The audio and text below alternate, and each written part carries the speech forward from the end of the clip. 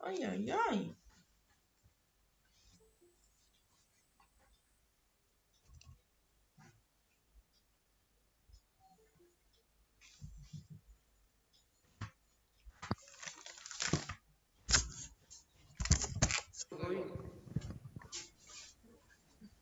Chicos, ¿se escucha acá? Ahora sí, ¿Y este también?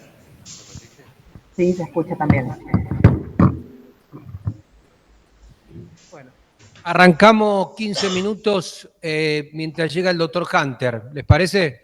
Porque está un poquito demorado. Yo quiero repasar con ustedes dos o tres cosas porque había algunas confusiones y la tienen que tener clara, digamos, ¿no? Que es parte de la clase de hoy, ¿no? ¿Vos querés ingresar al resto que vaya llegando? ¿Querés ingresándolo vos? Quédate, déjalo de Santiago que los va ingresando. Entonces, la primera pregunta, y vamos a... Todos ustedes son los que van a participar, ¿no? Tema viejo ya. Tengo un paciente con una úlcera, le hago una endoscopía y encuentro una úlcera gástrica o duodenal. ¿Con qué la trato? ¿Es con jugo o solo? Tratamiento de la úlcera. No sé. Bueno, con Perfecto. jugo. Inhibidor de la bomba de protones. ¿Cuál? Omeprazol. Omeprazol, dosis. 40 miligramos es una dosis alta, pero podés decir, 40 miligramos está bien. 20 miligramos es el estándar. Cada IBP tiene su equivalente. 20 miligramos de omeprazol equivalen a 40 de pantoprazol o es omeprazol el más nuevo. Pero decir omeprazol está bien o el IBP está bien. Lo importante es que le voy a dar IBP. ¿Algo más hago con la úlcera?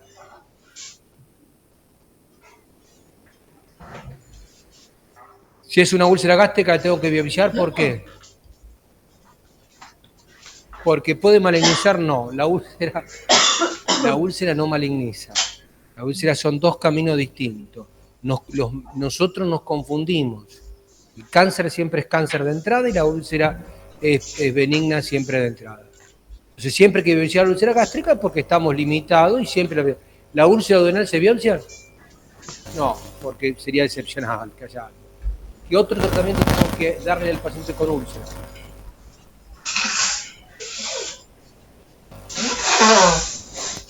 Sí, está bien, perfecto, siempre, eso siempre lo vamos a recomendar, pero ¿qué más? ¿Cuáles son las causas de la úlcera? Y a eso apunto.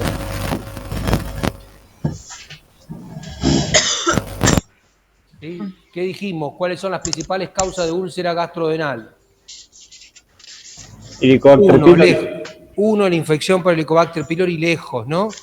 En la úlcera duodenal se calcula que el 90 y pico % de la gente está infectada. Por eso durante mucho tiempo, hoy no es tanto recomendado, hasta decía la gente, che, es tanta la frecuencia que empíricamente dar el tratamiento para el Helicobacter. Obviamente el tratamiento es largo, complejo, dijimos, entonces hay que documentarlo. Hay que prestar atención, porque si no la úlcera va a volver. ¿Sí? Y la úlcera gástrica también cuando está presente, pero ahí es menos frecuente el Helicobacter pylori.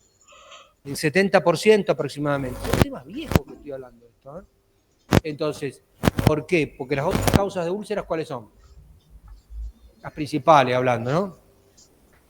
Medicamentosas, ¿cuál? Hay los medicamentos casi hay otros medicamentos raros. Hablamos de los inhibidores de la recaptación de la serotonina como una cosa rara, los bifosfonatos, etc. Pero hay, tiene que ser. Las causas de úlcera gastrodenal hoy en día en el mundo tienen 3 causas. Y esto grabado. Después cosas raras, excepcionales, que no hacen ustedes. Pero tienen que llevarse 3 causas principales. Una, Helicobacter pylori. 2, AINES. Hablamos fármaco AINES. AINES, 2.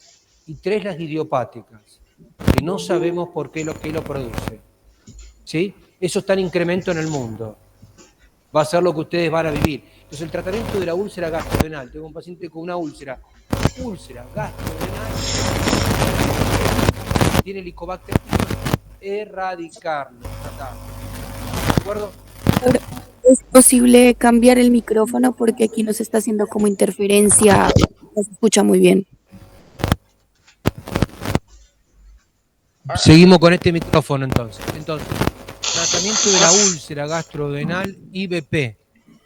Para Helicobacter pylori, erradicar. Y por supuesto, si está tomando AINE, sacarle el AINE. Obvio eso, ¿no? Entonces, el IBP, esto es parecido. Se calcula que para una úlcera gástrica son alrededor de casi 2 meses de tratamiento con IBP. Para una úlcera duodenal, entre 4 a 6 semanas. ¿Está? Si está el Helicobacter, hay que tratarlo. ¿De acuerdo con eso?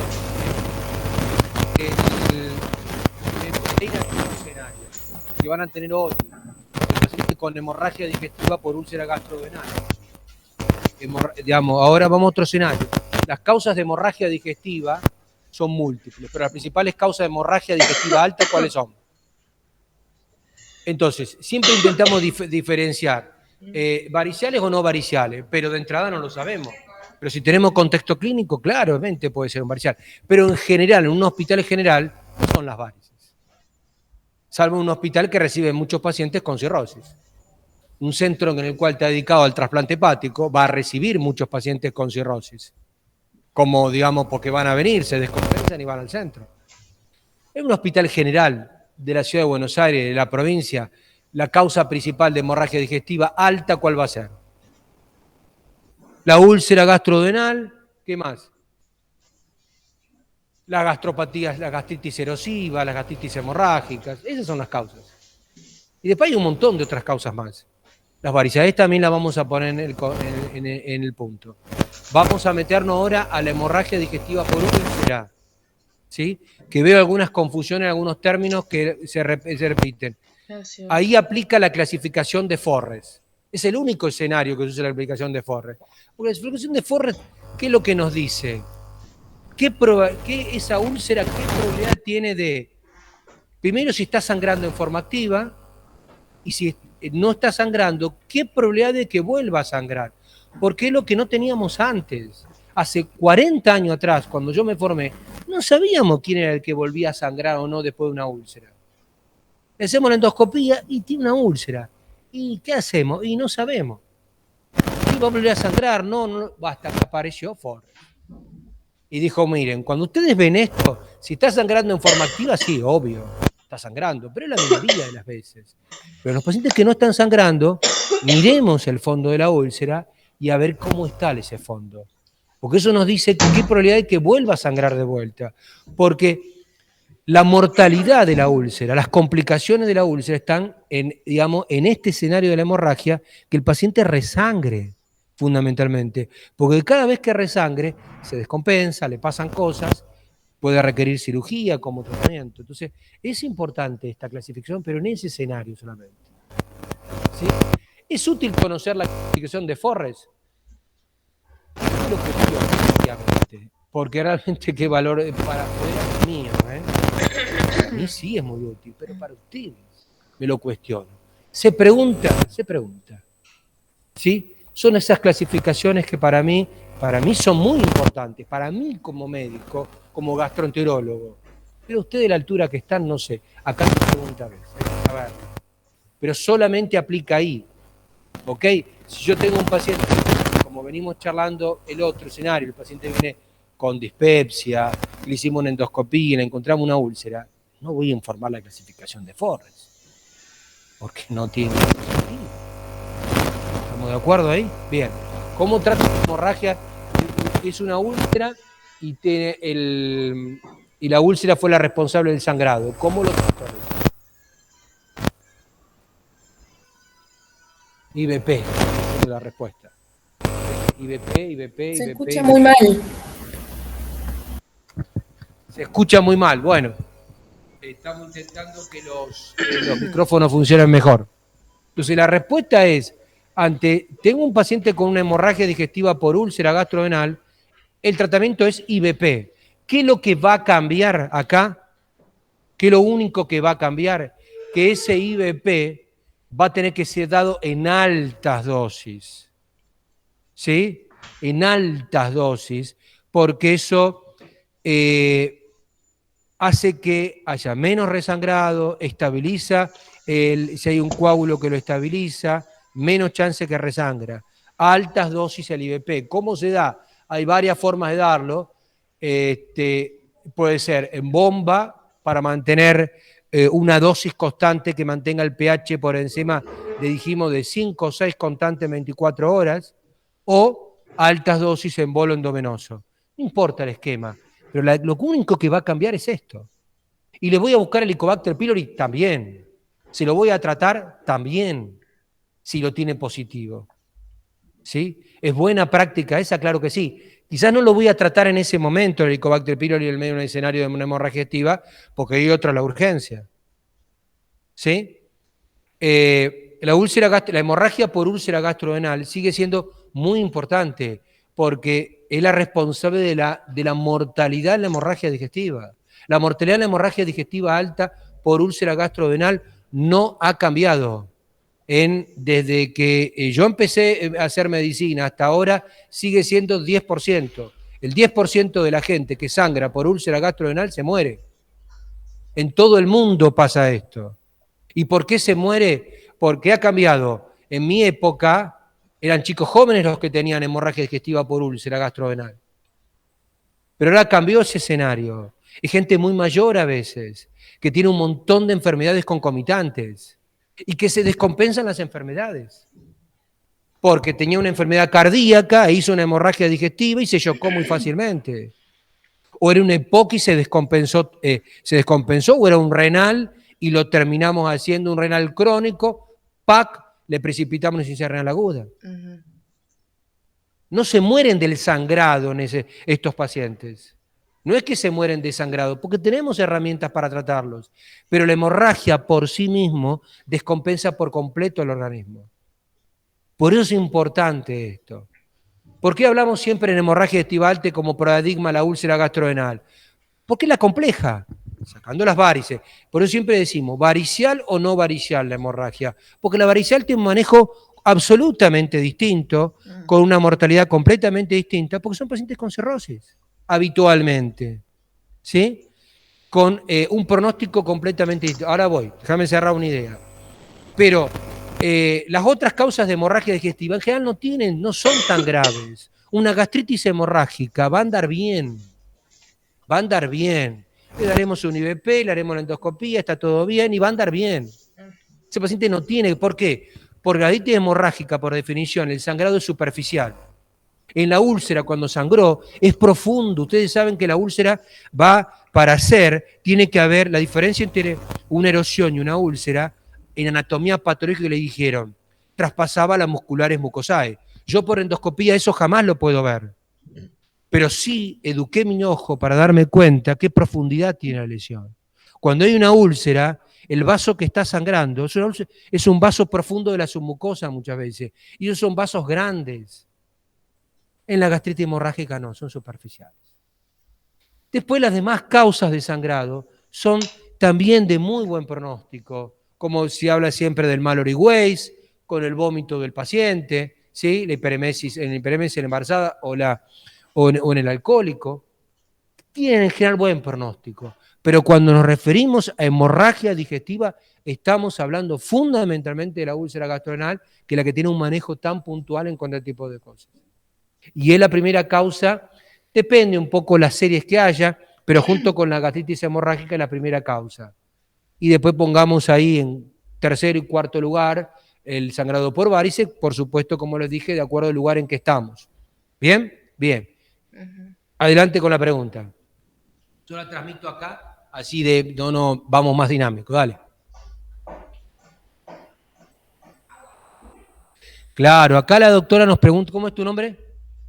Milena me pregunta, ¿qué hacemos en la veda? Claro, por supuesto, esto es lo que ha cambiado. Esta es la endoscopía moderna y el enfoque completamente distinto que hay. Si yo veo que esa úlcera está sangrando o tiene elementos que me dicen que va a seguir sangrando, clasificación de Forres, Forre 2A, 2B, ahí aplica ahí, yo le tengo que hacer tratamiento endoscópico. ¿Cómo lo trato endoscópicamente? Hay un montón de cosas, pero eso no es caro, es sencillo y fácil de aplicar en cualquier lugar y cualquier endoscopista lo hace. Lo más fácil que hay es colocar como si fuera una inyección de afuera, pero por dentro, con una agujita larga que se mete por el endoscopio. Y eso que hace es meter en la úlcera sustancias para intentar cicatrizar esclerosar, llamamos, el vaso que está sangrando. Lo queremos taponar. ¿Sí? Y a veces tenemos otras cosas, a veces le agregamos eso que en algún momento han visto algunos de ustedes, los clips, ¿sí? Que es meter como esa especie de sutura mecánica sobre el vaso y agarrar el vaso y cerrarlo, cuando está sangrando ahí. Esa es la endoscopía moderna. Pero a pesar de esto, Milena, la mortalidad del sangrado por úlcera no ha cambiado. Sigue siendo 10% en los mejores centros del mundo. Del mundo, ¿eh? No hablamos, imagínate en la Argentina, ¿eh? Bien, esto también es realidad, ¿no? ¿Qué pasa si no anda con esto con tratamiento endoscópico? 1, 2 veces lo probamos, y si no anda, el paciente va a terminar a veces en cirugía o en un estudio hemodinámico a veces en el primer mundo. Acá, para mí es ciencia ficción todavía. Primer mundo, ¿qué hacen? Fracasa el tratamiento endoscópico, va a la sala de hemodinamia y le hacen una embolización selectiva del vaso que está sangrando. Meten el catéter en el tronco celíaco, se meten en la gástrica y van dirigidos ahí. Muchas veces está el clip que dejamos nosotros y ¡pac! Embolizan esa zona. Esto es tratamiento en el primer mundo. Acá es complejo de implementar en el medio público, porque no tenemos grandes lugares que hagan hemodinamia y gente que sepa hacer esto, porque son centros especializados, porque no es lo mismo hacer cateterismo de las coronarias que hacer terapéutica de esto. Y generalmente es el mismo que hace todo. Y no es sencillo cuando uno tiene experiencia y haces una de vez en cuando. Cada muerte de obispo, como decimos. Entonces, el segundo pilar del tratamiento cuando las cosas no andan es el cirujano. El cirujano es la conducta quirúrgica. Lo que pasa es que no hay que llevar al paciente tan gravemente enfermo que prácticamente vaya a morirse a la sala de quirófano. Hay que tener el timing de eso. Porque si llevamos a ese, acuérdense, ¿cuál es el escenario habitual hoy en día? El paciente mayor que tiene grandes enfermedades concomitantes. Y en ese paciente la severidad del cuadro, ¿qué decís? ¿Cómo te va? Adelante, ya te dejo, anda acomodando la presentación. El problema es ese, que no hay que llevar un paciente tan grave a quirófano en ese contexto. Entonces, el paciente, ¿qué hace el cirujano? Hace una laparotomía exploradora, busca el problema donde estaba la úlcera, que el endoscopista le tuvo que decir dónde está, porque no puede abrir todo el estómago y empezar a buscar, a mirar. Él sabe dónde está, abre y pone muchas veces un punto de sutura. Hoy le pedimos que haga un enfoque más conservador. Antes, ¿qué se hacían? Grandes cirugías. Ahí nace Billroth, ¿sí? Billroth francés, la escuela alemana, francesa del siglo XIX que dominó el tratamiento de la úlcera. Hoy son cirugías excepcionales. Esto también es lo que ha cambiado. Por los IVP, por el tratamiento endoscópico. Y los cirujanos es raro que hoy operen, pero todavía hoy hay pacientes que terminan en cirugía. Adelante con tu pregunta. Y ya lo dejamos al doctor Hunter, porque si no... Bien.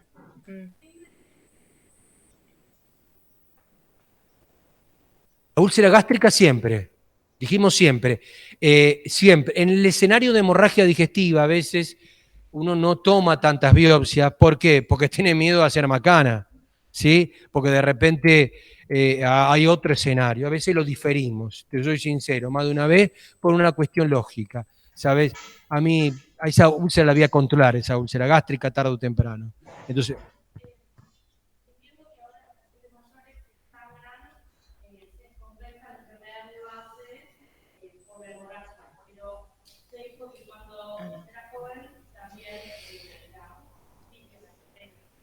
Cuando era joven, está perfecto. No, está perfecto, Martín, sí.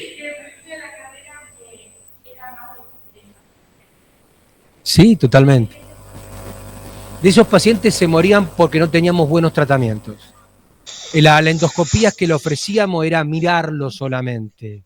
Mirarlo, está sangrando. Y no teníamos los IVP. No teníamos estos esquemas de tratamiento que hoy tenemos. No teníamos las formas de reanimación de estos pacientes que teníamos. ¿Y qué terminamos llevando también? Los pacientes a cirugía, ese paciente joven tardíamente muchas veces. Y los llevábamos ya con complicaciones.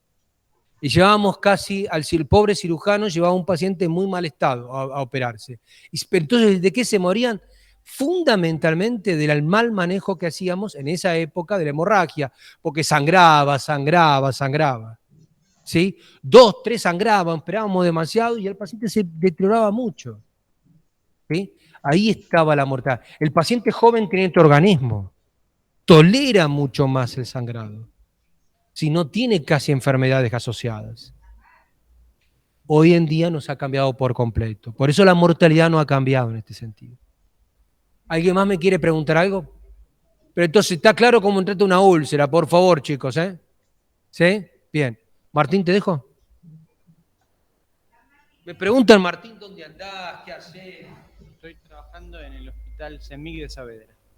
Ah, perfecto. Y- ¿Qué pasó? y El en micrófono. Hay que hablar por micrófono, sí o sí, y se van turnando los micrófonos. ¿A mí también me van a decir cuando era joven o no?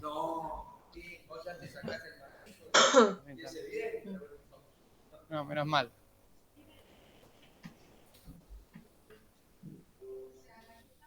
Me mataste. Entonces sí, cuando era joven no pasaba esto.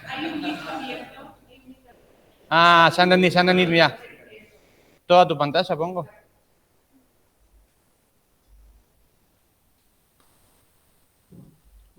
O sea, vos me estás diciendo que hay gente que está en la casa. Martín, yo te dejo ahora cuando este termine, tenés 2 caminos. A la zona antena, te podés quedar un rato con ellos. O el grupo se va a quedar acá abajo y el grupo que va a subir a la sala. Bueno. Después podés compartir muchas cosas. Bueno. O fíjate vos que tenés que hacer o te vas a responder. Dale. Gracias, Oscar, por la invitación. Hasta luego. Así se ve pantalla completa ya. ¿Cómo? Para que sea pantalla completa, porque si ellos lo ven como muy chiquito. Ah, no, perfecto. No, es la primera vez que...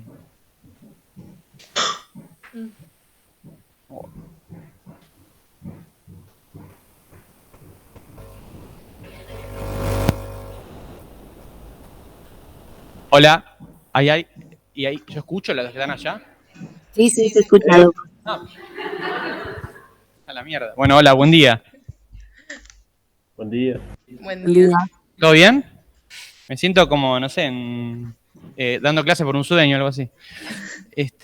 Bueno, gracias a Oscar por la invitación. Yo soy Martín Hunter, no sé si ven bien la diapositiva que dice hemorragia digestiva en rojo. Sí, se ve perfecto, Doc. Perfecto, bueno. Creo que nos conocimos el año pasado, ¿no? Conocimos a través de unas pantallitas. Bueno, yo soy médico clínico y hago terapia intensiva, no soy gastroenterólogo, pero creo que por ese motivo es que Oscar me invitó a dar esta charla, porque la idea no es hablar solamente de las cuestiones técnicas endoscópicas y del tratamiento anti no sé qué, sino una cosa más general del abordaje de un paciente que llega al consultorio, a la guardia o a la sala de internación, a la terapia intensiva con sangrado digestivo. Las diapos están en redes sociales, en todos lados, así que no es necesario que anoten nada. Ahí está mi correo electrónico y si no, al final de la clase hay un código donde te sacan una foto. Cuando yo era joven no existía esto, pero ahora sí. Sacas una foto y aparece el link en tu teléfono en un segundo. Así que bueno, yo les traje 2 casos clínicos para discutir. El primero es una mujer de 55 años que llega a la guardia a las 11:30 de la noche, que no es un dato menor, con hematemesis. La conoce sana, que no tiene factores de riesgo para enfermedad del hígado en general, o sea que no toma alcohol y no tiene hepatitis crónica, viral, no tiene NASH ni nada de esas cosas. Toma aspirina, 81 miligramos, porque esta es una yankee, imagínense que toma 100 miligramos de aspirineta, porque dice que vio la tele y que escuchó en la radio o leyó en el diario que reduce el riesgo de enfermedad cardíaca, por eso lo empezó a tomar. Medicación, como ustedes conocen.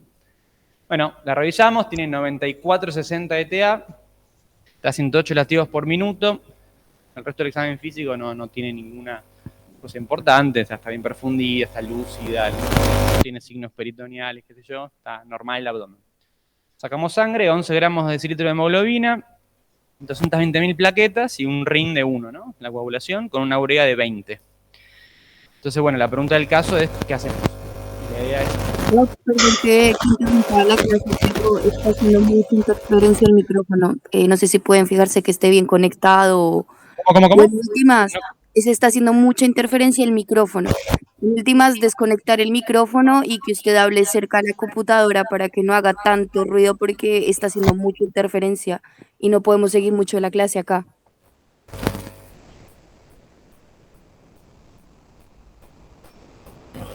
O llamen al equipo ahí de audiovisuales que está ahí al lado de la sala, a ver si pueden ayudar.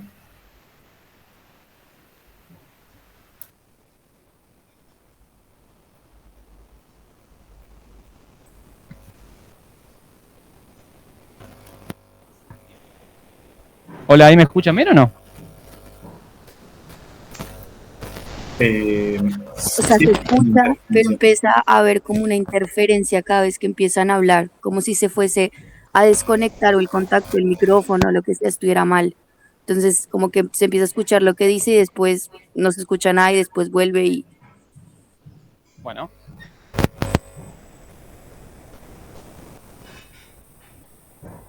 Si no, hubo una clase en la que creo que pasó esto con los de la otra comisión, no estoy muy segura, pero no utilizaron el micrófono, sino que desconectaron el audio de la computadora y se habló por el audio de la computadora.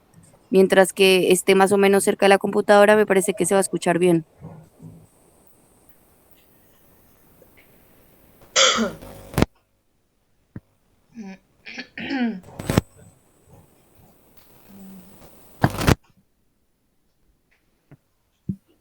Acústica.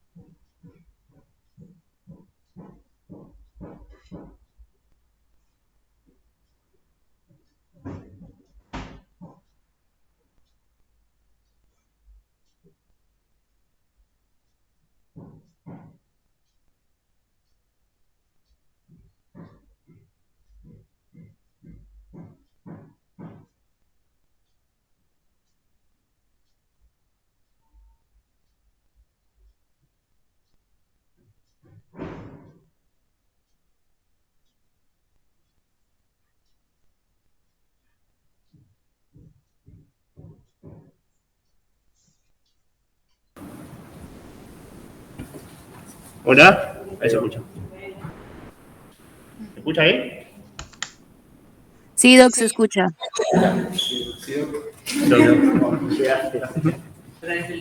Doctor Beneiri. ¿Y ahora qué tengo que hacer? Lo mismo, pero charlar un poco más cerca de... O sea, no usar los micrófonos, sino... Claro, pero quédese por esta zona, porque si no... porque toma desde acá. Claro.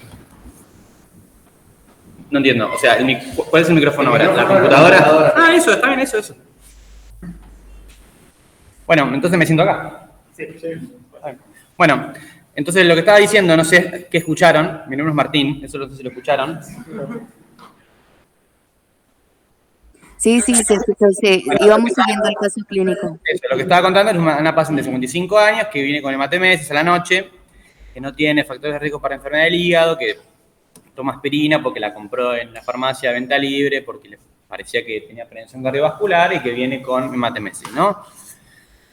94-60 de sistólica, 108 latidos por minuto, con un examen físico normal, bien perfundida, Glasgow, etc. Bueno, 11 de hemoglobina, 220.000 plaquetas, 1 de ring y 20 de urea. Entonces la idea es charlar un poco y ver cómo manejar esto al final de la clase.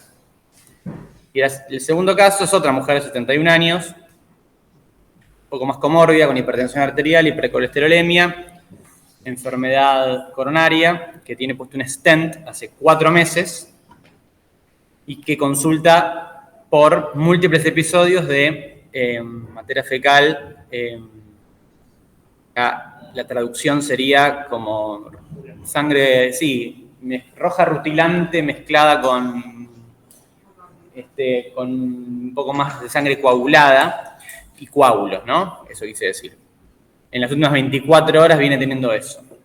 Ya está medicada con atenolol, o sea, un betabloqueante, estatinas, también está antiagregada y toma clopidogrel. Y bueno, el examen físico ya se la ve peor, porque está diaforética. Y dice acá que cuando está en posición supina, o sea, acostada, está a 91 latidos por minuto y tiene 106 de sistólica y 61 milímetros de mercurio de diastólica. Y cuando la sentás, la frecuencia se va a 107 y la TA cae a 92,52. Y el resto del examen físico es normal, salvo por una maniobra de altísima complejidad importada de los países industrializados que se llama tacto rectal, en el cual, con 2 guantes, en una mano y una en la otra, se ve eso, ¿no? Materia fecal roja rutilante, es lo que está acá graficado en la diapositiva. Y bueno, ella viene con 9,3 de hemoglobina y 235.000 plaquetas, con un RIN de 1,1 y preguntamos lo mismo.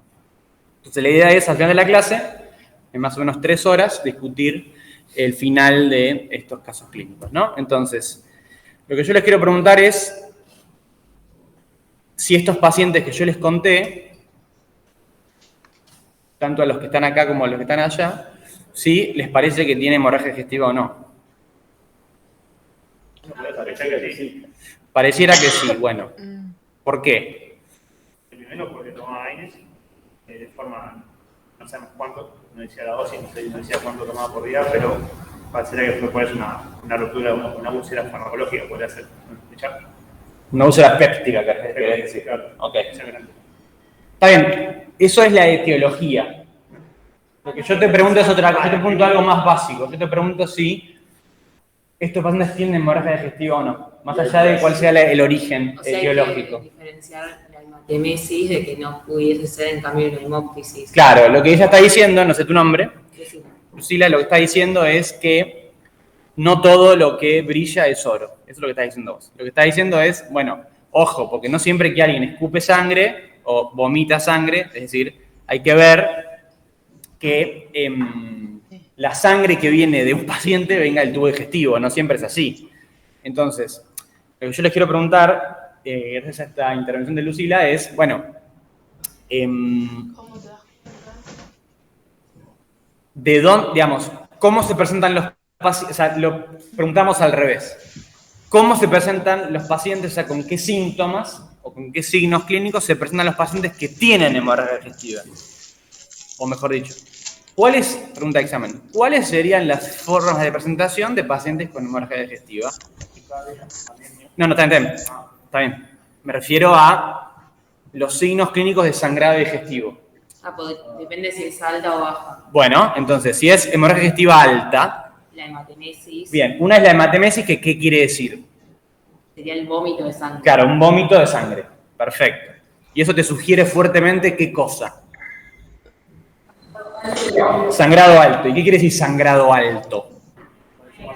Claro, esto que está acá, esto que uno repite con un loro, o lora, o lore, es que este ángulo de Treitz que está acá, justamente lo que te está marcando no es un 10 en anatomía, una técnica quirúrgica. No, esto lo que te quiere decir es que muy probablemente los pacientes que se presentan con signos de hemorragia digestiva alta, como por ejemplo hematemesis, ¿no? El sangrado hay que ir a buscarlo por encima de eso. O sea, ¿dónde? Claro. Esófago, estómago y la primera parte del duodeno.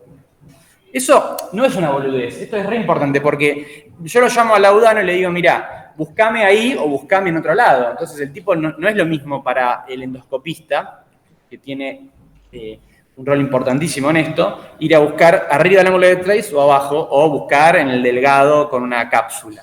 Es muy importante la diferencia. Entonces, hematemesis es algo que a mí tiene que hacer pensar en que el problema está por encima del ángulo de Treitz. Pero es solamente la hematemesis el único signo o síntoma, digamos, de sangrado digestivo alto. Puede tener melena. La melena. Perfecto, melena, como dicen acá y allá. Pero ustedes saben perfectamente que esto no siempre es así. ¿Por qué? Claro, hay varios pacientes, no sé si ellos escuchan, yo repito lo que vos decís, no porque esté loco, sino para que ellos escuchen lo que vos decís, que estás alejado del micrófono. Lo que está diciendo este compañero, que no sé tu nombre tampoco, Francisco, lo que está diciendo es que hay pacientes que tienen tránsito acelerado, al revés que la publicidad activia, el tránsito lento, lo que tienen es tránsito acelerado, entonces pueden tener, por ejemplo, un sangrado, qué sé yo, en el... No, al revés. Al revés. Lo que yo quería decir era lo contrario. Lo que yo quería decir es que hay pacientes que pueden tener tránsito lento, que tienen, por ejemplo, un sangrado en colon derecho, que deberían presentarse, según los libros, como hematoquesia o proctorragia, pero como el tránsito está enlentecido y la sangre se acumula ahí adentro, terminan teniendo melena. Y al revés, hay pacientes que tienen tránsito acelerado y que tienen una úlcera duodenal, y esa úlcera duodenal, como pasa tan rápido la sangre y llega hasta el tubo digestivo bajo, aparece como proctorragia. Entonces, no siempre que un paciente se presenta con melena o hematoquesia, digo, es alto o bajo, tengo que tener la cabeza abierta, ¿no? Entonces, un poco lo que estamos diciendo es esto, ¿no? Que hematemesis y melena sugieren hemorragia digestiva alta, y hematoquesia y proctorragia, hemorragia digestiva baja, pero bueno, ojo, porque yo puedo tener una hemorragia digestiva baja, sobre todo de colon derecho, que no va tan rápido hasta abajo y puede ser melena, y hematoquesia en general también puede ser un paciente que tiene un tránsito acelerado, como decías vos. Una pregunta respecto del ritmo evacuatorio. A mí me importa preguntarle al paciente si toma, no sé, algún laxante sí, o por algún supuesto. fármaco que constipe. Absolutamente. ¿Y cuál es y cómo es también el ritmo evacuatorio habitual? Si hubo cambios en eso, si hubo... Eso ahora vamos a charlar un poco de qué preguntar. Está muy bien eso. Y después hay cosas que no son hemorragia digestiva que nos pueden hacer confundir. Por ejemplo, ¿qué? Claro, sangrado de la nariz, epistaxis, ¿qué más? Hemoptisis, perfecto, ¿qué más? ¿Qué cosa? Bueno, gingivorragia está bien. ¿Qué más? Una lesión perianal, hemorroides. Bueno, pero eso está bien. Eso está bien. ¿Y qué más? Personas que toman hierro. Perfecto. Los que toman hierro, los que toman bismuto, nos pasó muchas veces de darle hierro a un señor o señora que se vaya a la casa y que el día siguiente dice, no, tranquilo. Esto es un efecto adverso de la medicación, así que ojo con los confundidores, ¿no? Hemoptisis y todo lo que ustedes dijeron acá, como epistaxis, gingivorragia excesiva, ¿verdad? Y nada, el medicamento que tiñen el color de la materia fecal de negro y que falsamente nos hacen pensar en que eso es sangre y en realidad es un color por un medicamento. Entonces, ¿cómo les parece a ustedes que uno rápidamente, ahí ahora sí, lo que vos habéis dicho hace un ratito, tiene importancia, digamos, qué cosas, más allá de lo espectacular del momento del sangrado ahí, rojo o negro o lo que sea, o el olor, o la ropa manchada, al margen de toda esa cosa visual fea y maloliente, ¿qué cosas me hablan de qué te pasa, está grave o no? Si tiene o no de compensación hemodinámica. Perfecto, cuestiones hemodinámicas, ¿cuáles son? Claro, los signos vitales, ¿no? Básicamente los signos vitales. Y en el segundo caso había algo que estaba puesto explícito a propósito, que ¿qué es?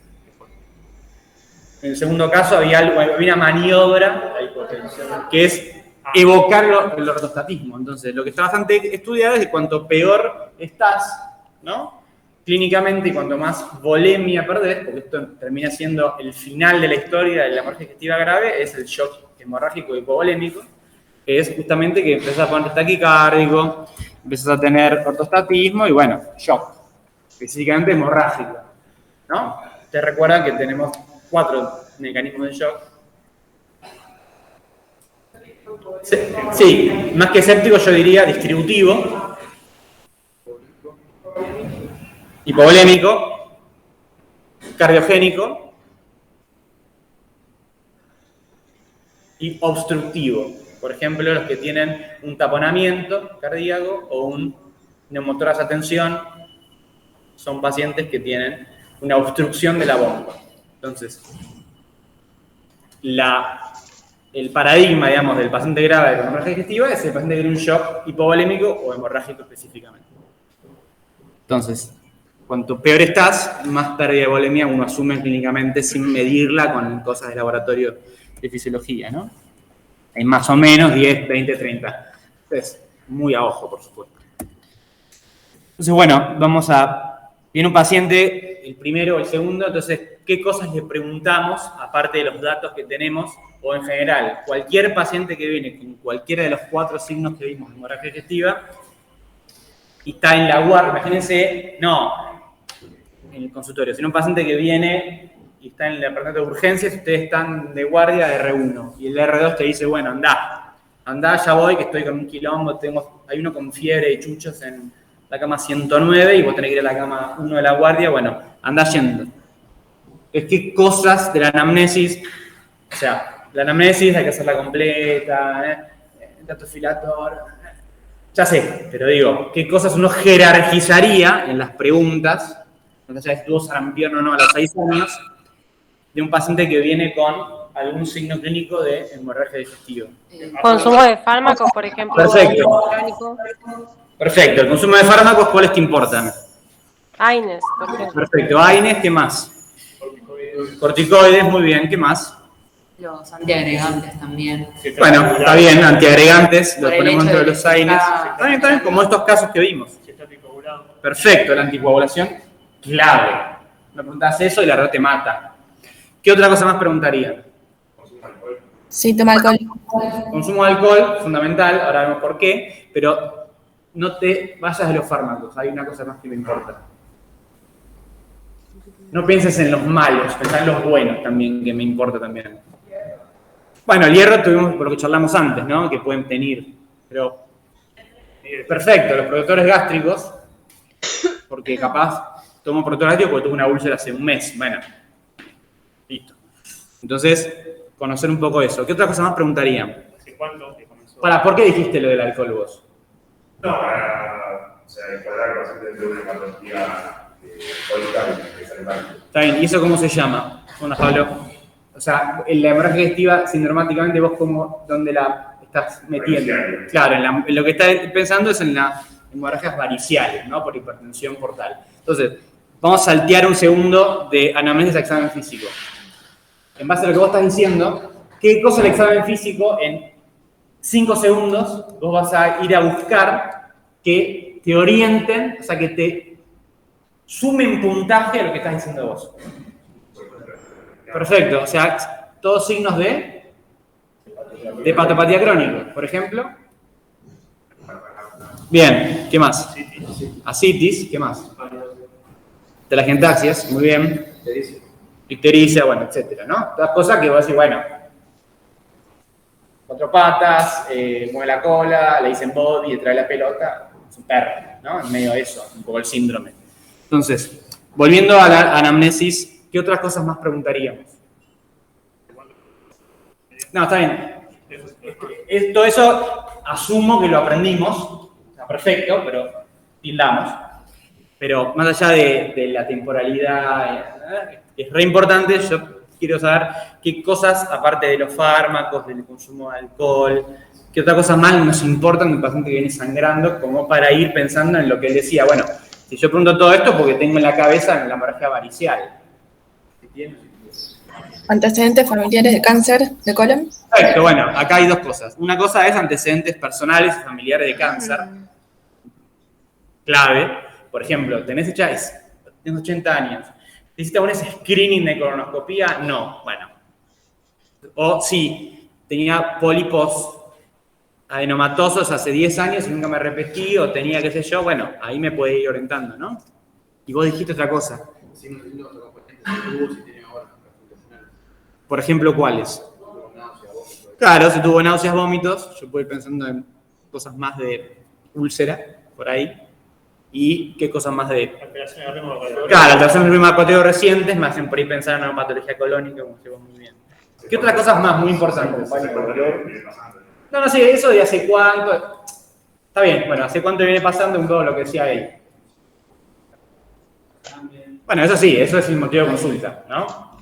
Pero digo, ¿qué otras cosas uno preguntaría? Habría buscar diferentes etiologías. Porque un poco lo que decía él, apuntaba a la hemorragia varicial, y un poco lo que decían por acá y por el audio, era, bueno, pensando en neoplasias. Bueno, la edad y si le duele. No, la edad sí, obvio. Eso es obvio, ¿no? El nombre, apellido, eso es fundamental. Pero digo, pensando en la...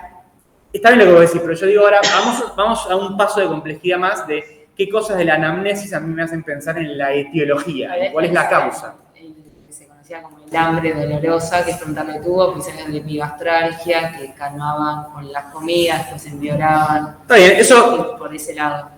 Está bien lo que decís, me parece que tiene baja, no quiero decir una burrada, pero creo que eso tiene baja sensibilidad y especificidad, pero está bien, no está mal, pero... Si alguien de la familia o de sus convivientes estaba en el mejorcito. Está bien, sería raro, ¿no? Pero podría ser, vos lo que estás pensando es en una hemorragia digestiva, tipo una disentería. Está bien, me parece bien, si tuvo algún viaje reciente, pero hay algo más que es... Bueno, eso me parece perfecto lo que preguntás y está muy bien, porque si tuviste una úlcera antes, tenés chance de tener otra. Pero hay algo, yo juro que no es un detalle lo que quiero. Bueno, si tuvo pérdida de peso está bien, pero digamos, si vos venís y tenés una cicatriz así, te hicieron una hemicolectomía previa, es un dato importante, ¿no? O si tuviste, no sé, un bypass gástrico, o sea, antecedentes de cirugías abdominales previas es algo fundamental. Uno tiene que preguntar por esto que vos decís. Digamos, si tuviste una úlcera, bueno, yo pienso que capaz tenés otra o tenés algún factor de riesgo. Bueno, si vos estás operado o operada de algo importante del intestino, bueno, tengo que pensar o que tenés alguna brida o que hay una complicación o una anastomosis o qué sé yo, ¿no? Entonces, un poco las cosas más importantes, seguramente algo me olvide, a ver qué puse acá. Bueno, episodios previos, tiempo de evolución, lo que ustedes decían. Otros síntomas, creo que un poco todos lo dijeron, esto lo estuvimos charlando. El uso de fármacos lo estuvimos diciendo, bueno, dijiste alcohol, cirugías previas, etc. ¿No? Y ahora sí, ¿qué cosa el examen físico, más allá de que tiene que ser completo? ¿Qué cosas uno va a jerarquizar en un paciente que viene con hemorragia digestiva, que un poco ya estuvimos diciendo? Sí, los signos vitales siempre está bien. ¿Qué revisar signos vitales? Perfecto. Pero viene por... Correcto. Está perfecto. Signos vitales, bueno. ¿Qué otra cosa de los signos vitales? Mucosa. Bueno, sí, las mucosas como signos de sequedad, entiendo que dicen del más allá. Bueno, hay signos de anemia, está bien, palidez. ¿Eh? ¿Qué otras cosas? Tacto rectal. Tacto rectal, festejé, no se vio, pero festejé. Tacto rectal, siempre. O sea, fundamental. Porque a veces no ves la hemorragia digestiva y la pones en evidencia con una maniobra simple. Así que eso es muy importante. Por supuesto, el tema del ortostatismo que estuvimos charlando, muy importante, y los estigmas de hepatopatía crónica que estábamos hablando para pensar en hemorragia varicial, ¿no? Para ver, por ejemplo, no puede en este caso, un link a los signos de dejarse, no sé. Sí, está muy bien. Por ejemplo, algún signo como de los signos de desnutrición, o algún signo como de mala higiene bucal o algo de eso, está muy bien. Sería importante también eso, como también las preguntas tipo antecedentes de enfermedades psiquiátricas o internaciones o síntomas, algo que estaba pensando en eso, está muy bien pensado.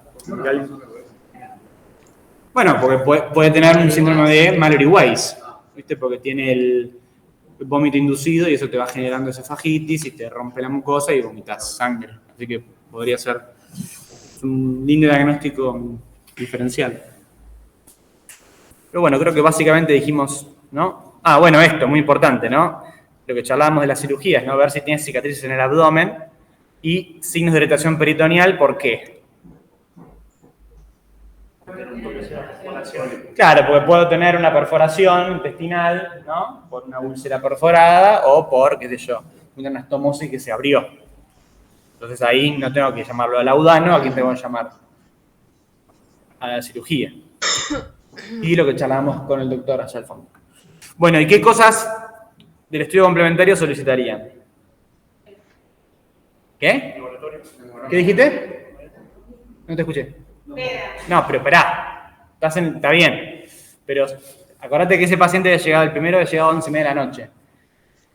Yo te diría que antes de llamar al laudano tenemos que resolver algunas cosas antes. Radiografía de tórax, frente y perfil. ¿Qué cosa? No te escuché nada.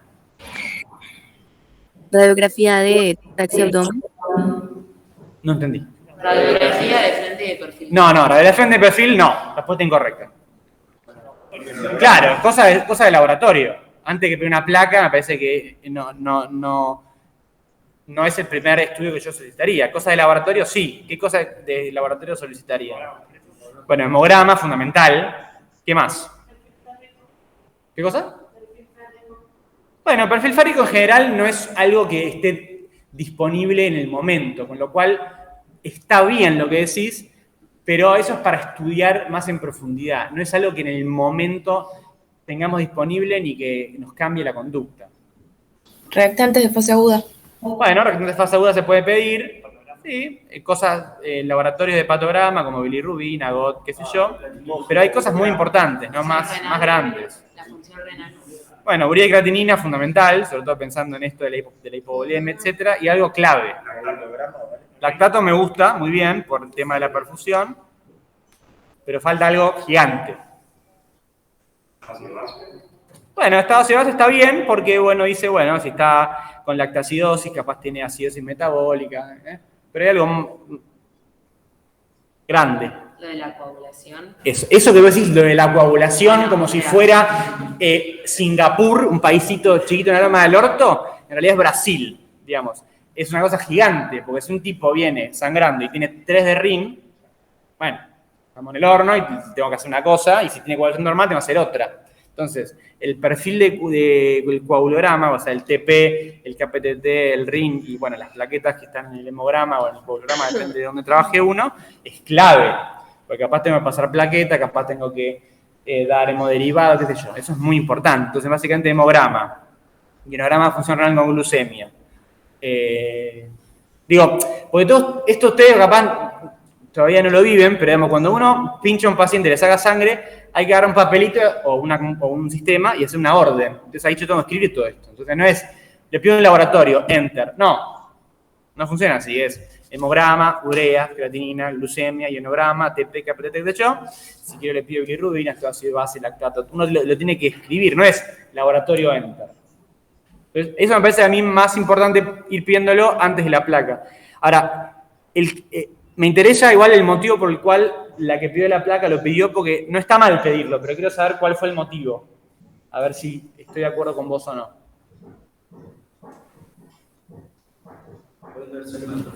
¿Hola? Bueno, acá te spoilearon. Acá lo que están diciendo es que en la placa de tórax podés ver signos de perfusión intestinal, ¿como cuál? Claro, como el aire subdiafragmático derecho. Está muy bien. Lo que pasa es que pensé que vos en general el paciente lo tenés que trasladar a rayos, y si viene perforado probablemente venga muy grave. Entonces, en general, es difícil hacer diagnóstico de perforación por radiografía. Pero está bien pensado. No sé si la que dijo eso se refería a eso o no, pero está bien pensado. Lo que pasa es que quería mencionar esto, que en general el paciente que viene perforado viene crítico, ¿no? Te interrumpo un segundo. ¿Y qué otra cosa más? Estoy complementario ahí en la urgencia, en la cama 1 de la guardia. Yo diría un electro, pero porque Fundamental. ¿Por qué? No, porque me lo pide Freue. No, ¿por qué? Por la hemodinamia, básicamente, ya está. No por la hemodinamia, porque el electro no juega ningún rol en los factores hemodinámicos. Pero ¿qué cosa puede estar pasando en un paciente que viene con hemorragia digestiva? ¿Hipocalemia? Sí, puede pasar, sería raro igual, pero algo más grande. Bueno, pero ¿por qué infarto? Porque trabaja en la volemia y tiene que trabajar más el corazón y si no le da... Claro, no sé si es la volemia la palabra que vos querés usar. Claro, lo que puede haber es un infarto ¿de qué tipo? Un secundario. Claro, pero lo que puede haber es un infarto secundario, ¿no? Sobre todo estos pacientes que consumen antiagregantes, que seguramente tienen enfermedad coronaria, cuando uno le cae la oferta distal, ¿no? Por un factor de anemia, eso puede generar una isquemia miocárdica secundaria. Entonces no va a ser lo mismo ese paciente donde lo voy a monitorizar, o sea, si lo voy a internar en sala o le voy a poner un monitor en una terapia intermedia o intensiva para ver si tiene desviación del ST, si tiene taquicardia ventricular, etcétera, ¿no? O sea, cambia todo. Entonces, electro, clave. Ver un electro que no haya isquemia secundaria, porque puede no haber dolor precordial. Bueno, y después otra cosa que se puede hacer, que es más disponible que la radiografía, es una ecografía bedside, que es básicamente el concepto de la ecografía en el punto de atención, que lo van a ver en todos lados como POCUS, que es en inglés, es básicamente agarrar una sonda ultrasonográfica y empezar a mirar ¿cómo se dice? Ver si tiene líquido libre en el abdomen, ver cómo está el corazón rápidamente, la función, ver si tiene, qué sé yo, algún signo de cosas que con la ecografía, de a poco la ecografía es como el estetoscopio, le va ganando lugar a otras cosas y va siendo cada vez más disponible. La ecografía ya ha dejado de ser territorio de los imagenólogos y empieza a ser una herramienta portátil y de a poco vamos a empezar a tener en nuestros teléfonos una aplicación con un cosito que va acá y vos haces así y en vez de auscultar, o además de auscultar, vas a tener una herramienta de imágenes en el momento y eso es el presente / futuro de las medicinas, así que lo pongo por eso. Una pregunta. Sí. ¿Es parecido a lo que se hace en EcoFast o es como Es exactamente eso, ¿no? El EcoFast en realidad es un protocolo que se utiliza en un paciente que viene con trauma, no sería este caso, pero el concepto es el mismo, que es básicamente rápidamente, por eso fast. Y si no hay lo que vos haces es pones la sonda ecográfica en algunos puntos puntuales, justamente, y ves si hay líquido libre. Entonces te hace pensar a vos en que ese paciente puede estar con una ruptura en la víscera hueca. No es exactamente lo mismo, a eso es a lo que yo me refiero ahora, pero el concepto es el mismo. Es rápidamente agarrar una sonda de ultrasonido, apoyarla en el paciente y ver cosas rápido. Por ejemplo, la función ventricular. Por ejemplo, líquido libre. Si vos querés ver después el jet de regurgitación tricuspidio, el TAPSE y bueno, llamale ecocardiografista.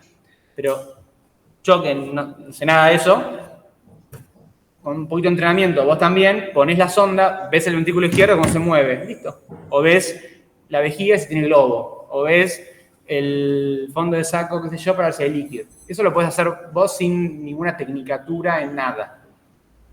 Vos cuando tenés que auscultar a alguien, llamás al auscultatólogo para que te ausculte. No sé de qué te reís. No, llama, lo haces vos. Entonces, ¿por qué voy a llamar al ecografólogo? Lo hago yo. Es lo mismo. Así que la ecografía tiene cada vez más importancia, sobre todo cuando los equipos se van haciendo cada vez más portátiles y disponibles en lo inmediato. Vos querías preguntarle y te interrumpí. Sí, yo quería ver cuánto tiempo tenía. Esta base venía con protostatismo. Sí. O sea, ¿cuánto tiempo te demorás? Bueno, está muy bien la pregunta. Por eso yo decía que la historia clínica de exámenes físicos son completos, tienen que ser completos como uno aprendió, pero bueno, si vos te sentás con tu tacita de té y empezás, bueno, a ver, cuénteme todas, no, eso no, lo que vos tenés que hacer es rápidamente, en 5 minutos, una evaluación de los signos vitales y de cosas enormes que te permitan a vos dividir las aguas mientras vas activando lo que tenés que activar. Por eso yo, lo primero que haría con un paciente con hemorragia digestiva no es pedir una veda. Por eso te decía, no pediría una veda. Primero haría todo esto.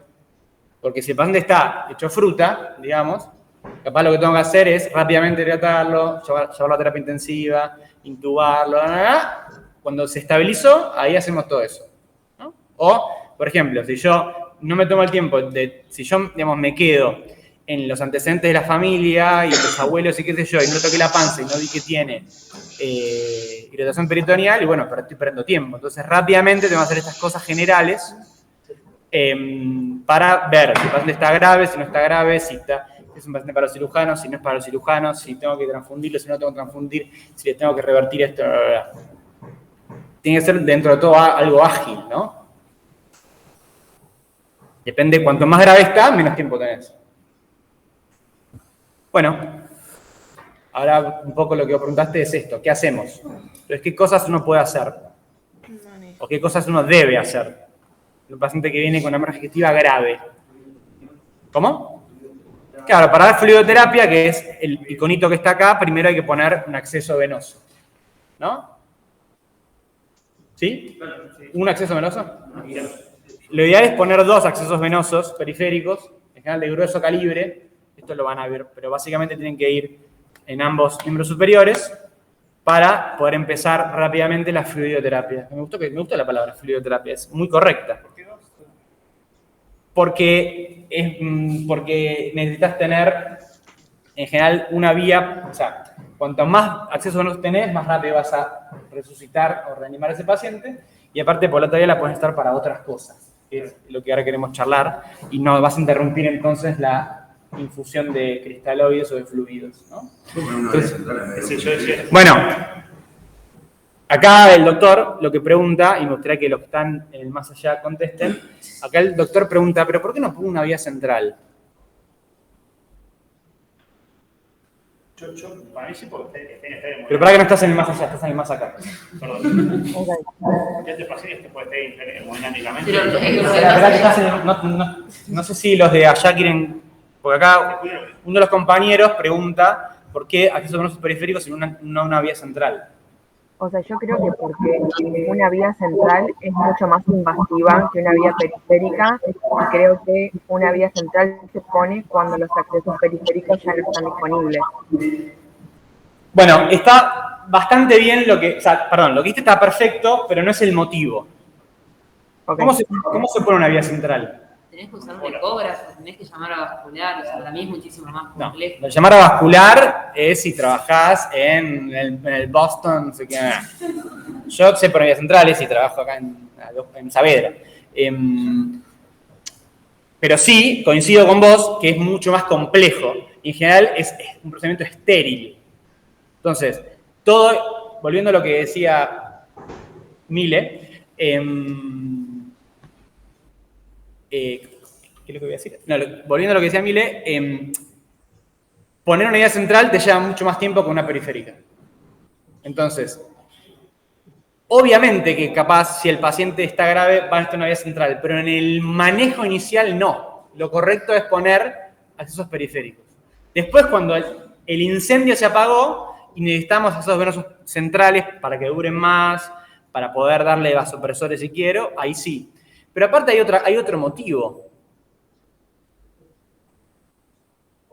Acá el doctor decía que yo le quería dar fluidos. Entonces, ¿qué necesito yo para que haya un buen flujo de fluidos? Una buena función cardíaca.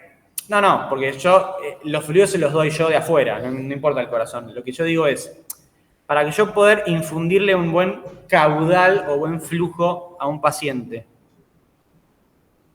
¿de qué va a depender el caudal o flujo? El calibre del vaso. La diferencia de presión, que eso lo puedo hacer yo apretando, ¿y qué más? Ahí dijo alguien allá. ¿Qué dijo? Claro, el calibre del catéter. Entonces vos mismo vas a responderte que más que una vía central, yo prefiero que tiene un catéter, tiene un radio menor y es más largo, tiene mucho más resistencia que las vías gruesas y cortas periféricas. Entonces es mucho mejor para pasar líquido las vías centrales gruesas y cortas que las largas. Perdón. Lo que quise decir, lo repito para que quede bien, para pasar líquido y que tenga un buen caudal, mucho mejor tener accesos venosos periféricos que son gruesos, o sea, que tienen poco radio, o sea, que son gruesas, está bien. Perdón, que tienen mucho radio, o sea, quiere decir que tienen un área de sección mayor, ¿no? Si uno lo corta así, lo corta transversal, y una longitud menor, porque eso va en contra de la resistencia. En cambio, la vía central es un catéter largo y que tiene una luz chiquitita. Entonces, vos le pasas líquido y el caudal que haces es mucho menor. Entonces, en el momento inicial no conviene la vía central. Salvo que pongas un introductor o un catéter de diálisis, pero bueno, eso es otra cosa. Entonces, está en paro. Pero si no, con 2 vías periféricas mejor que la central, porque aparte tenés que llamar a vascular, ella porque va a trabajar en un lugar sin mucheto, y hay que poner ecógrafo, hay que poner estéril, lavado quirúrgico, taraza, ¿no? Así que vías periféricas para lo que vos dijiste, que ¿qué es? Claro, ¿qué? No, coloides no. Cristaloides, ¿no? Cristaloides. ¿Qué cristaloides conocen? Bien, solución salina. Dextrosa, Ringer lactato. Bueno, ¿cuál de los 3 elijo? ¿Y por qué? Bueno, vos dirás fisiológica, bien. ¿Alguien dice dextrosa? ¿La? Sí, está perfecto lo que decís vos, pero la verdad que en alguien que está grave, no quiero decir quién me chupa un huevo, pero nos chupa un huevo, digamos. No, o sea... Está perfecto, soy fanático del sodio, soy abogado defensor del sodio, pero en un paciente que viene hipotenso no nos importa. Es muy importante el sodio, muy importante, pero en alguien que viene con ortostatismo, me carajo. Lo que quiero es expandirle con volumen. Entonces, ¿qué cristaloides de los 3 expanden? Si estoy en la Boston, no sé cuánto todo eso, y puedo usar Ringer La Boston me suena a Mar del Plata igual. No me suena a la ciudad de Boston. Pues no es lo mismo. Si estoy en un lugar cheto y puedo elegir el Ringer lactato, Sí, elegiría. no necesariamente... ¿Cómo andas, Roberto? ¿Todo bien? Hola, buen día. Perdón, pero ¿qué Doctores. es la negra? No, o sea, vos para dar fluidos... Un paciente con hipoperfusión tal vez puede tener una acidosis. Claro, el cristaloide de elección, lo que está diciendo acá la doctora, es el Ringer lactato, porque tiene una capacidad expansora y no genera tanta hipercloremia, que es un poco creo que lo que vas vos también, que puede generar acidosis metabólica. Entonces, si vos tenés Ringer lactato, ideal. Si no, da solución salina o solución fisiológica. Lo que no hay que dar, ¿qué es? Dextrosa, porque no es expansor. Ese es el concepto, ¿no? La dextrosa sirve para dar aportes de hidrato de carbono, pero no expande el volumen plasmático. Es un poco el concepto al que quería llegar. Después hablamos, gracias, Roberto. Entonces, Ringer lactato, solución salina, no dextrosa, no expande nada, porque se va todo al intracelular. ¿Qué más? ¿Qué otras cosas más tengo que hacer? Unidades de glóbulos rojos. Bueno, depende, yo acá está, yo podría ver si este paciente necesita no transfusión, si tiene menos de cuánto de hemoglobina. Menos de 11. No. Menos de 7. Menos de 7 de hemoglobina. Eso está bastante estudiado. Hay un artículo que si querés me escribís y te lo mando, donde se comparó, en serio, una estrategia restrictiva versus una liberal, que no tiene que ver con el partido liberal, pero donde se vio que no había beneficio en ser más estricto en eso y sí había más efectos adversos. Con lo cual, salvo que haya una enfermedad coronaria activa y que vos querés tener más de 9 de hemoglobina, con un margen de seguridad de 7 de hemoglobina estás bien. Para la gran mayoría de los pacientes. ¿Está bien? El doctor Melamud me había dicho una vez que si tiene... ¿Quién? Melamud. ¿Quién? Si tiene signos de isquemia, no te importa el valor de hemoglobina, Es lo que- lo transfundís. Es exactamente lo que le acaba de decir a tu compañero, pero vos estabas preocupada por ver dónde quedaba el Boston, no sé qué.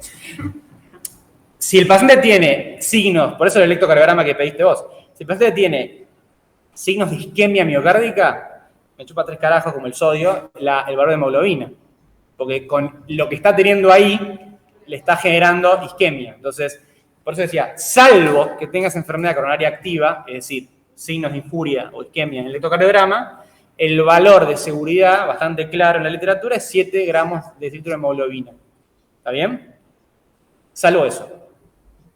Lo que no hay que hacer es decir, no, yo quiero ponerle 11 porque me pinta. No. Alguien ya se preguntó eso, ya se estudió y ya hay bastante evidencia que demuestra. Ahora, si el paciente está sangrando activamente de forma cataclísmica y tiene 10 de hemoglobina, bueno, ahí capaz yo le pido rojos igual, pero no por el valor de hemoglobina, sino porque evidentemente el valor de laboratorio está un poco retrasado en la situación clínica, con lo cual no es todo el valor de hematocrito o el de hemoglobina, que es un poco lo que vos decís.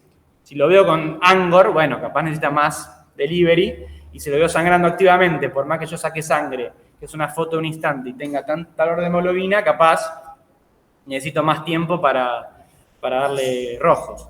Pero otra cosa antes de eso era básicamente hacer un monitoreo, ¿no? Ver si necesito poner una sonda vesical, ver cuánto orina en más o menos un tiempo, ver el sensorio, si se me queda dormido o si empieza a desarrollar signos de hipoperfusión periférica como ionocapilar enlentecido, lividez, frialdad.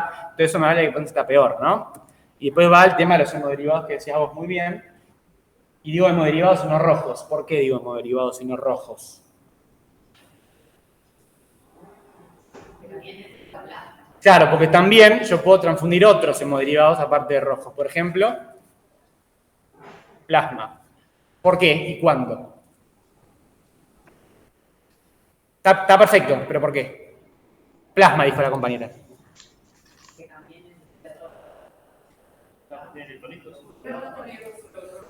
Perfecto, o sea, lo que vos estás diciendo es, yo te traduzco lo que vos dijiste.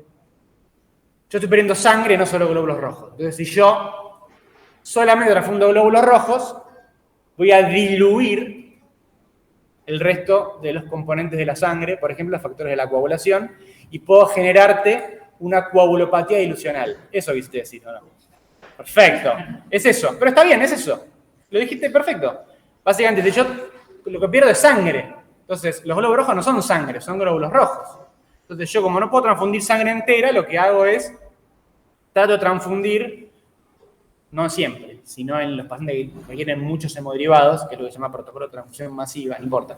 Lo que trato de hacer es transfundir todos los elementos de la sangre, para que el paciente no genere una coagulopatía dilucional que me va a embarrar todo, porque necesito que la coagulación funcione bien, porque necesito tapar todos los huecos donde están sangrando, ¿no? Entonces, aparte del plasma, que está perfecto, ¿qué otro componente más uno podría transfundir en estos pacientes que yo asumo que van a requerir muchos hemoderivados? Plaquetas, para no generar plaquetopenia dilucional. Está muy bien. ¿Esto es siempre? No. Esto es en general los pacientes que yo asumo que van a requerir muchas unidades de rojos. Si yo le paso 5 unidades de rojos y nada más, voy a diluir el resto de la sangre. Pero ¿en qué otros casos yo podría pasarle explícitamente plasma o plaquetas, no por este problema de la coagulopatía dilucional? Ya venga con una coagulopatía. Por ejemplo. Plaquetopenia. Perfecto, o sea, que no es coagulopatía.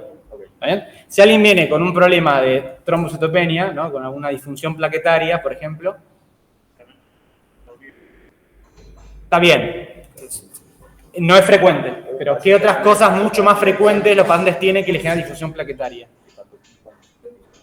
No, mucho más frecuente que el lupus.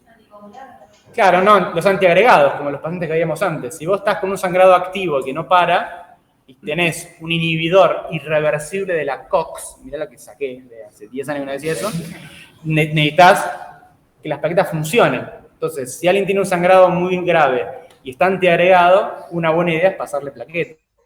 Y lo que vos decías que no es anticoagulación, o sea, lo que él decía era antiagregación, lo que vos decías que era.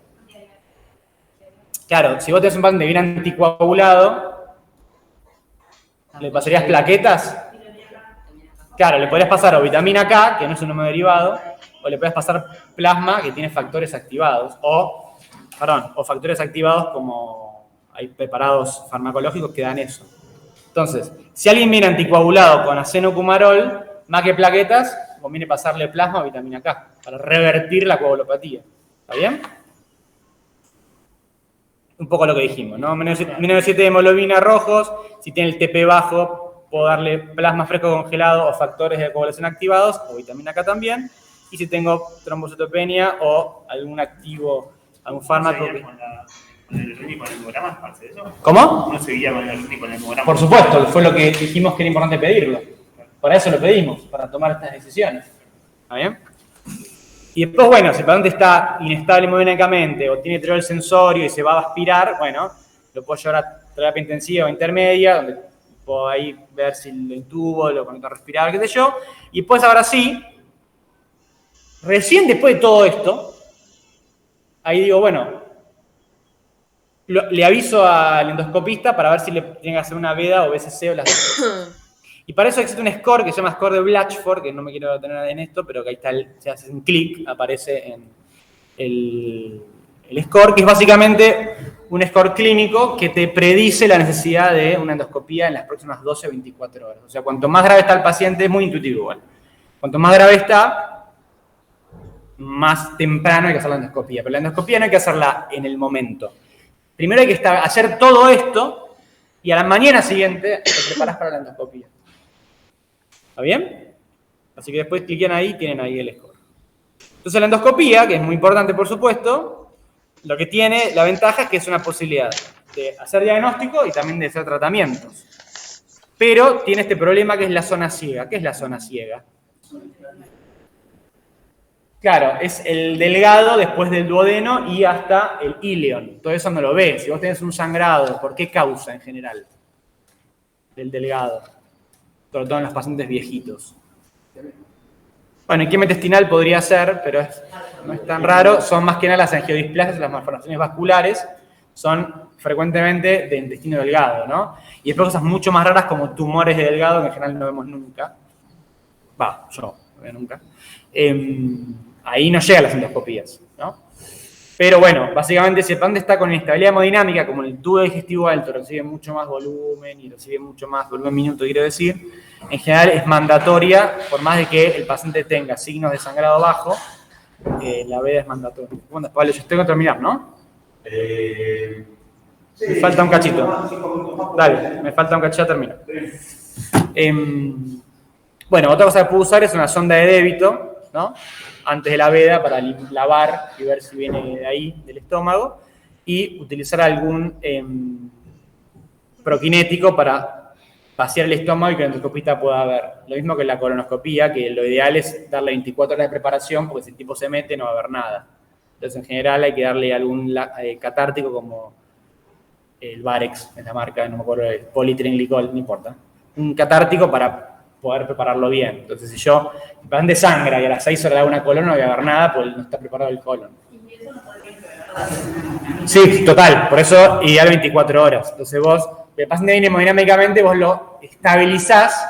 Si vino inestable, capaz le haces primero la veda, a las 12 horas ponele, y la colon a las 24. En endoscopista te va a decir que no, te va a decir que le hago las dos juntas. Pero bueno, ahí es donde empieza la negociación. Pero sí, si un paciente vos le das Varex y está inestable, no, está mal. Tenés que estabilizarlo primero y después haces ese diagnóstico. Y bueno, esto básicamente hay un score que se llama Forrest,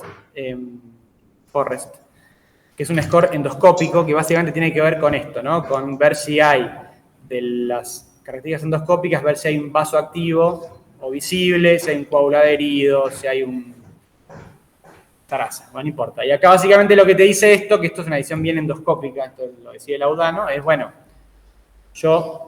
cuanto más grave, o sea, cuanto más alto sea el Forrest, si es 1A, en general se recomiendan tratamientos endoscópicos y PPI o IBP en español intensivo como omeprazol, dieta líquida por 2 días y bueno, tenerlo 3 días internado, mientras que si fue una úlcera o una lesión alta de base limpia, no es necesario hacer tratamiento endoscópico, le puedes dar un poquito menos de IBP, darle que coma y que se vaya a la casa. Y después están los grises como todo, ¿no? Pero básicamente esto es, cuanto peor es la lesión y más sangrante, la endoscopía tiene elementos para frenar el sangrado y le tengo que dar inhibidores de la bomba de protones de forma agresiva como omeprazol. No, el tratamiento es todo lo que dijimos antes. Ahora, una vez que el tipo entró y miró, dependiendo de las características endoscópicas, que es lo que se llama, que es un score que se llama Forrest, o como es el Forrest, ahí en general es una decisión del endoscopista. Yo que estoy en la terapia, no sé, yo se lo mandé estabilizado, y ahí el endoscopista mira y dice, uy, tienen un 1A. Le pongo un clip, o le paso adrena. Yo capaz le di omeprazol antes. O capaz el tipo me dice, mira, ya sangró y tiene un Forrest 3. No hay que hacerle nada, ya sangró y ya coaguló. ¿No? La medicación la suspende la recuperación y la... Claro, obvio. Sí, obvio. Eso no es por endoscopista.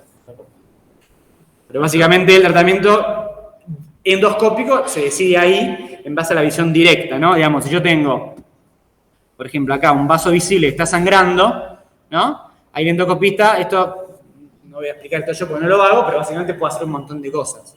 Por ejemplo, poner un clip, hacer una electrocauteterización, ponerle adrenalina, varias cosas para que deje de sangrar. Ahora, si la úlcera no tiene un vaso visible, si ya es un Forrest C, o sea que ya es viejo, qué sé yo, Bueno, el tipo miró y no hace nada. La ventaja de la endoscopía es que es diagnóstica y terapéutica potencialmente.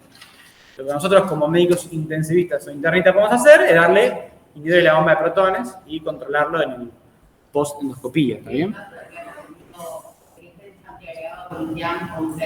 ¿Se le saca la antiagregación o...? Excelente pregunta, y ahora vamos a charlar eso. En general, vos lo que haces, me encantó tu pregunta porque lleva a eso. Vos lo que haces es, si estás doblemente antiagregado, le suspendés el clopidogrel y lo dejas con aspirina. No suspendés la aspirina. ¿Por qué? Porque si estás doble antiagregado es porque hace poco tenés puesto un stent. ¿Está bien? Entonces, lo que muchas veces pasa es que vos te asustás, no vos, nos asustamos porque el paciente sangra mucho, le suspendés la antiagregación y el paciente se infarta y se muere. Entonces, fue peor el remedio que la enfermedad. Entonces, en general, si hay doble antiagregación, lo que hay que hacer, eso no sé si lo puse, no lo puse, pero está en el artículo este que les mandé, que está acá. Pero bueno, básicamente es doble antiagregación, suspende una de las dos, deja la otra. Y bueno, mirala. Y si la antiagregación era preventiva, suspendela y reiniciala a los 5 días. O sea, suspendas para siempre. La anticoagulación obviamente se suspende transitoriamente. Después se reanticoagula. Y, perdón, ¿y si lo tenés que mandar a cirugía? Bueno, si lo tenés que mandar a cirugía, no tenés que anticoagularlo ni antiagregarlo. Ahí le tenés que revertir la anticoagulación. Claro, pero si el paciente ya viene anticoagulado. Y bueno, le tenés que revertir la anticoagulación, por eso te digo. Por eso charlábamos antes, ¿te acordás del tema de los hemoderivados? Si un paciente viene tomando acenocumarol por respiración auricular, viene con 3 de Rin, tiene úlcera perforada y hay que operarlo, le tengo que pasar, ¿qué cosa? ¿Vitamina K? Factores activados. No, le tengo que pasar factores activados o plasma si lo tengo disponible. ¿Por qué? Porque la vitamina K va a tardar en actuar.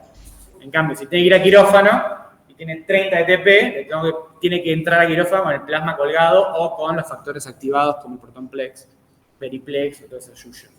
¿Está bien? Porque la idea es justamente que no sangre en la cirugía. Ahí, bueno, ahí ya fue. Después le das el monitoreo post-endoscopía o post-quirúrgico en la...